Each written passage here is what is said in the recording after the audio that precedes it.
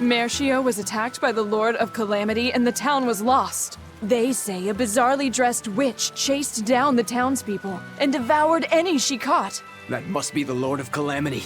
She dressed as a cackling witch to toy and torment us humans. That monster! They say she wore a black cloak, a big hat, and rode a broomstick. She jeered and jested at those she caught. So, a demon impersonated a witch and hunted humans, huh? What happened in Mercio really got twisted in the telling. That's the grapevine for ya. But that aside, this is unforgivable. I'd never use a broom or wear a black cloak. It'd go against my superb fashion sense.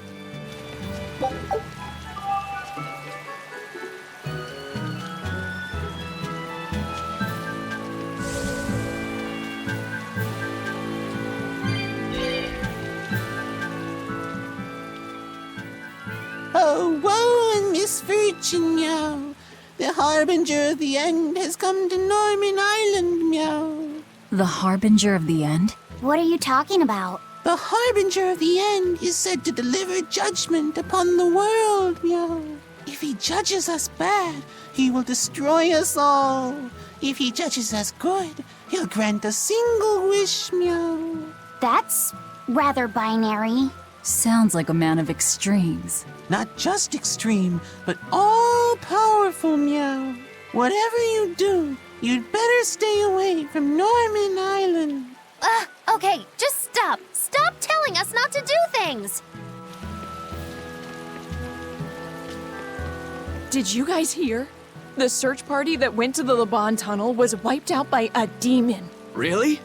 They were the ones out searching for Count Capelus, weren't they? You mean the one who managed to get kidnapped? Despite everyone else at his manor, servants and children alike, getting killed? You'd think noblemen like that would have some decent exorcists among their personal guard. Suppose he did. But I heard every blade there, sword and spear alike, was found chipped and cracked to hell. What kind of demon could do that? Who are the Capeluses? They are one of the great noble lines, on par with Oscar's Dragonia family, and have served Midgand for generations. People refer to them as the royal family's hidden dagger. Unlike me, you never hear good rumors about them. They say behind the royal family's glory lies blood and tears shed at the hand of the Capelus family. But those are just rumors. Although I do know that in recent times, the Count had stood against the rise of the Abbey. I couldn't care less about the whereabouts of some noble. But we should be careful of the demon that took out all those exorcists. Yeah, it sounds like a worthy opponent.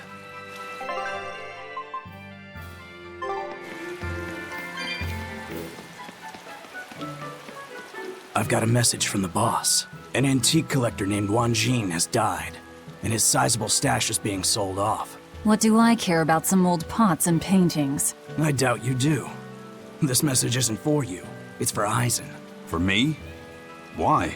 This Wanjin person was apparently quite the dragon researcher, amassing old books and materials on them.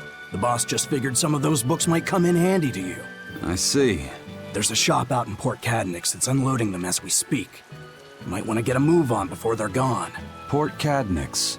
I'll keep that in mind. Give Tabitha my regards.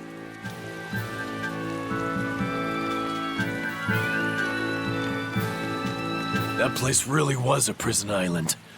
Worse, I heard that's where the Lord of Calamity was born. Where did you hear that? From an exorcist who lost his mallet and caught the demon blight. He screamed it as he was killing his exorcist buddies. It happened in the forest. I managed to hide. I've never been so terrified in my life. An exorcist turned into a demon. He must have lost himself when he lost his Moloch. Looks like we really did a number on the Abbey. If that's true, then it means the Calamity was born right under the Abbey's nose, and they let her escape. How could they let that happen? I don't know, but I guess it means the exorcists aren't perfect. I thought that if we followed the shepherd, the Abbey would save us. But maybe that was just wishful thinking.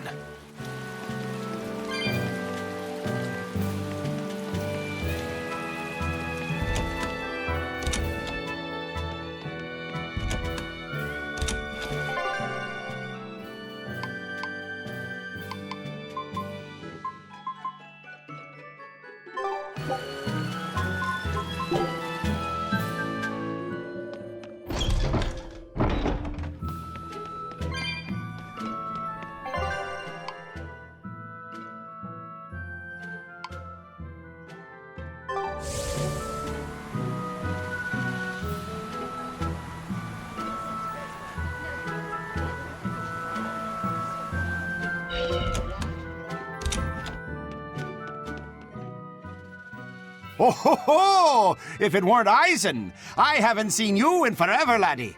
I heard an antique stealer was handling Wanjin's collection. I take it that's you? His father and I go way back, so his family begged me to handle it. You know this guy? He is excitable, but he's got a good eye for treasure. He's the one who sold me Fujibayashi's rod. Oh, the one we used to fish up that demon pot, right? From the looks of it, you've already sold everything. I had tons for sale, a huge, massive collection, but the customers came rushing in and bought about everything that weren't nailed down. And here we are, a week late and a sack of gold short. Come now, Conjuress. Never underestimate the great Donella. I thought this might happen, so I set something special aside. And it's a real hoot, too. A book written in ancient Avarost. Why do you have that book? For years, the Abbey's been scooping up every scrap of paper with Avarost writings. It seems they've a bone to pick with it. But mischievous lads like yourself have always liked getting your hands on such forbidden fruits, yeah? How much is it? It's yours, free, gratis. I've heard the rumors. If this book helps you smash the Abbey to rubble, that's enough for me. Well, if you're sure, I'll take it. Of course! Another ancient book. We're gonna need Grimoire's help to read it. I had a hunch this might happen, so I actually brought Grim along with me. Let's get this over with. Yes, teacher. If you read this part as Snira, then it means should do. But if it's a snick, then it means don't do. The other word attached to it is pronounced kre. Which of those first two readings feels right to you? Sound it out. Kre, Snira, Kre, Snick. Kresnik. Kresnik feels right somehow. All right. And Kresnik translates as? To retrieve something intact. To dig it out. But if that's what it means, then... Yes, this is quite the extraordinary book you found. Hey, you two mind explaining what's so special in a way the rest of us can understand? It's research about dragons and Malachim, written long ago by someone trying to figure out how to change a dragon back into a Malak. They can be changed back? Does the book tell us how it can be done? The book only contains records of failures and the conclusion it was impossible. But something interesting is written in the corner here. Unless the intact heart of a white-horned dragon is consumed, a Moloch's blessing shall be everlasting. By devouring the heart of a white-horned dragon, a Moloch's blessing will be lost. Are you saying that this is a way to break the Reaper's curse? If what this book says is true, yes. Meaning one Moloch would have to eat another Moloch's heart? That's a little gruesome even by my standards. Wait, was that something that actually happened during the ancient Avarost period? The book states that during the course of the research, some Malachim were discovered to have lost their blessings. But it's not conclusive. Guess there's no way to know unless we give it a shot. Do you intend to try? Zavid! What are you doing here? A nice old lady at the market told me what you guys were up to. I guess you know the Bloodwings too, then. Oh, you know, the ladies just can't keep away from a good man like me. Young and old. They just love me. Not a chance. You guys don't know how to take a joke, do you? Well, some things aren't a joking matter. You gonna try and kill her? And what if I do? You won't. I'll stop you. Even if it means you have to kill me? What is it with you and killing everything? Maybe you've been a little too receptive to the whole Reaper thing, huh? Don't answer a question with another question. I asked you first, Eisen. Sometimes, death can be the release someone desperately needs. I will kill that white horn dragon. Don't call her a dragon, damn it! She has a name. Theodora. I have nothing more to say to you. This is your final warning.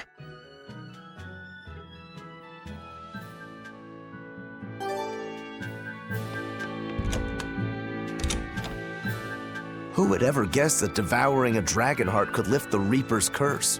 Oh, what a glorious day it'll be when you drop the curse part and just become a Reaper at heart. It's like a bad fly. The more you try to shoo it away, the more it sticks around. Do you think Aizen will really go through with it? Don't ask me. Well, I can't exactly talk to Magilu and Rokuro about it. Tact is lost on them. You're all I've got. Hey, Aizen, What? are you really gonna kill the dragon to get rid of the curse? Yeah, I am. Even knowing what she means to Zavid? All the more reason to do it. All the more. What do you mean? I've said my piece. You can figure it out on your own.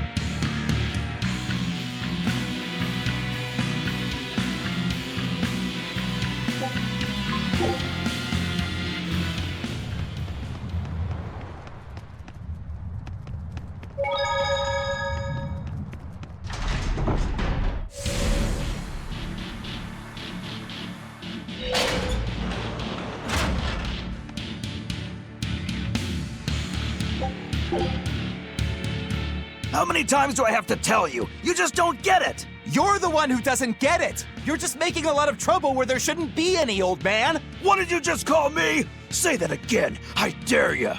Both of you, shut up already! You're making so much noise that I'm tempted to devour your heads just to get some peace and quiet! Honestly, I find it odd how you pirates, who are on the same side, are always fighting. Yet you don't hesitate to rescue shipwrecked Abbey sailors who are your enemy. What's so hard to understand about that? You're treating your ally like your enemy, and your enemy like your ally. Seriously? You still have a lot to learn, apparently. What the hell does the Abbey teach you, exorcists? You talk all about going around helping people, but you don't know the first thing about sailing. Are you implying that the first thing about sailing is to help your enemies? I can't explain it to the likes of you. Benwick, you explain it to our esteemed exorcist here. Well, you see, when somebody out at sea is in trouble, we don't refer to them as allies or enemies. You might think nothing of being aboard a ship, but take a moment to think about how vast and deep the ocean is. Now imagine if you weren't on a ship, if you were out here alone. Sends chills down your spine, doesn't it? I guess I can't argue with you there. Out on the sea, even just a single board of driftwood can mean the difference between staying afloat and succumbing to the depths of the water. That's why even when we raid and sink a ship, we pull up anybody who took for the water, and we bring them aboard.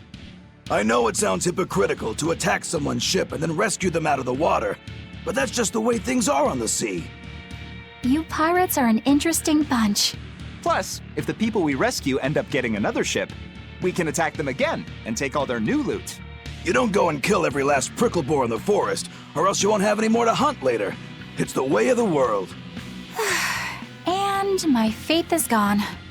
All right, but why were you two fighting to begin with? Oh right, that! I remember why. Benwick here came up and started squeezing lemon juice on the perfectly fine fried chicken I just made. Who wouldn't do that? It's normal. The way you drench it takes away all the seasoning and complexity of flavor that I worked so hard to get right. No way! You have to at least put that much on, or it's not worth eating at all. Oh, forget about the chicken. Who wants to douse these two in a bucket of water instead? Make it ice water.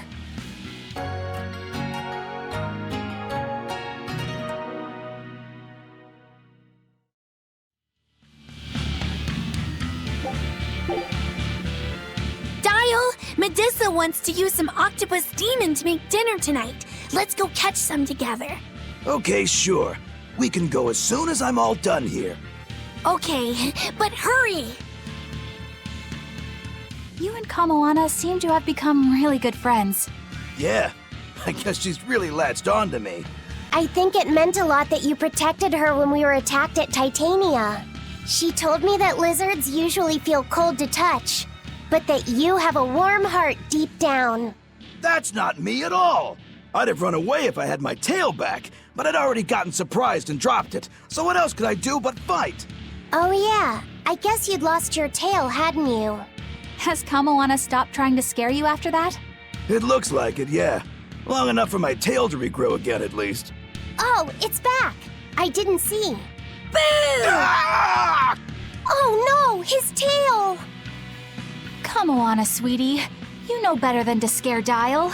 But he's being so slow! He kept me waiting too long. But... I'm sorry.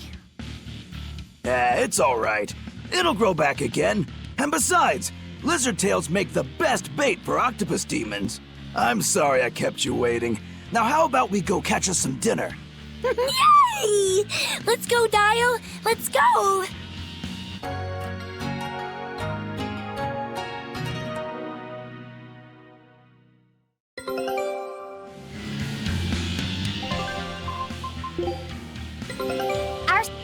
Good luck out.